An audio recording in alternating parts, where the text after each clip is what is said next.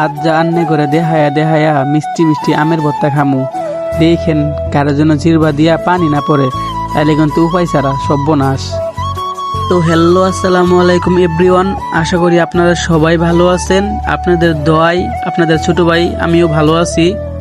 আর একটা কথা, আন্নেটা যদি আমারে বেশি বেশি ভালোবাসা দেন তাহলে আমি বেশি বেশি বালাতাহাম।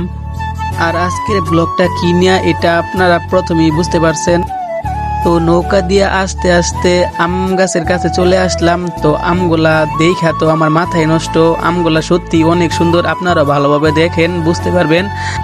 তো আমার জিরবার মধ্যে তো পানি এসে পড়েছি, আমি খাবলে কুবলে আম কুত্তুগুলা পাইরা লাইছি। তো দেখেন এত সুন্দর সুন্দর আম দেখা তো আমার মাথা পুরাই নষ্ট।